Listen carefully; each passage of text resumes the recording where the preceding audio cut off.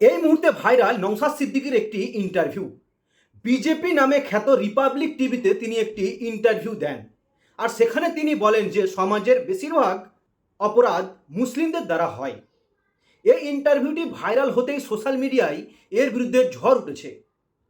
নওশাদ সিদ্দিকী তৃণমূলের সরকারের ব্যর্থতা ও অপরাধীদের সঙ্গে যোগসাযোগ তুলে ধরতে চেয়েছিলেন, কিন্তু তার সমাজের অপরাধ মুসলিমদের দ্বারা হয় এমনটি বলা বক্তব্য পুরো মুসলিম সমাজকে মর্যাদাহানি করেছে। এমনটাই কিন্তু এই মুহূর্তে সোশ্যাল মিডিয়ায় ভাইরাল। ঠিক কি বলেছেন নওশাদ সিদ্দিকী, সেই ইন্টারভিউটি আপনাদের সামনে কিন্তু তুলে ধরছি।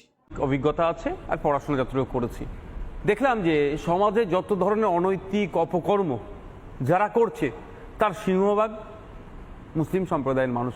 বড় কথা বলছেন, মানে বাংলায় যারা ক্রিমিনাল অ্যাক্টিভিটি, অপকর্ম, এই সমস্ত কিছুর তার মানে সিংহভাগ মুসলিম। আপনি নিজে স্বীকার করছেন। এবার হচ্ছে তাদেরকে করাচ্ছে কে করাচ্ছে? এদেরকে মূল স্রোতে নিয়ে আসে, এদের হাতে শিক্ষা, এদের হাতে চাকরি, এদেরকে মূল স্রোতে মেইন স্ট্রিমে নিয়ে আসার দায়িত্ব হচ্ছে সরকারের।